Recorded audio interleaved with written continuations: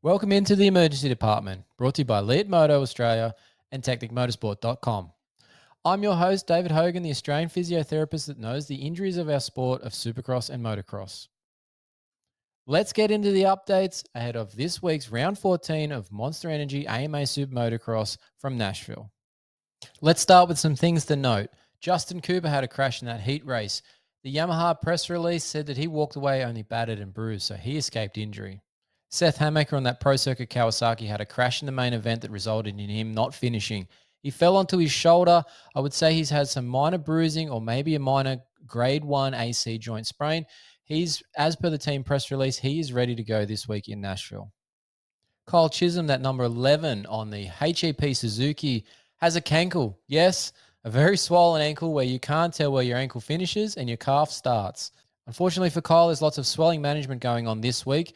Whether he'll be 100% by the time Nashville starts is yet to be seen.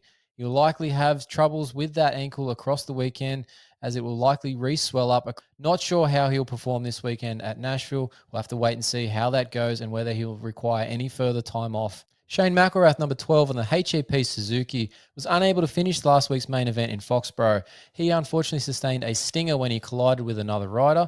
A stinger is where an impact to the nerve compresses the nerve and sends the limb numb.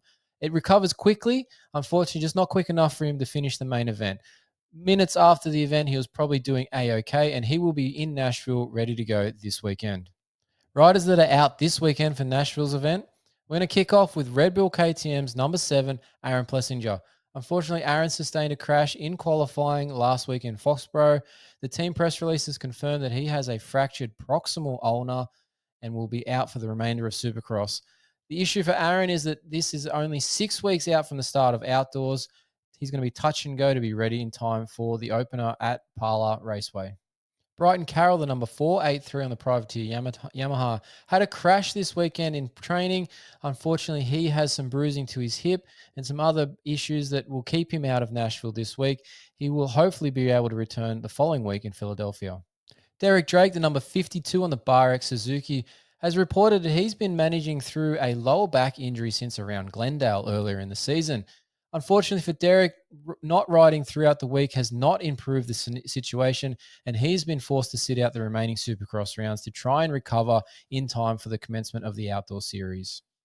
Dominic Thurry, the number 964 on the Team Kawasaki PRMX team, unfortunately, on the fake start, it happens at Supercross rounds, went down when he collided with another rider, unfortunately flipped over the front of the bike, impacted his head and neck, and was unable to race last week's in Foxborough. He is likely out this weekend as well. Hopefully, we'll have more from Dominic on the AlwaysMoto podcast next week as we hope to catch up with him for an interview. So check that out if you haven't already. And our last update for riders out this weekend, it's another one that's remaining out. Dylan Ferrandis, number 14 on the Phoenix Honda, is out this weekend as well. He's been out for a number of weeks now. It seems to be week to week. It might be that he is out until outdoors. We are yet to see that confirmed. We'll have to wait and see what the team press releases say next week. And riders making returns this week in Nashville. Dean Wilson, the number 15 on the Firepower Honda, will make his return this weekend in Nashville. He's returning from a crash at Daytona where he broke his scapula.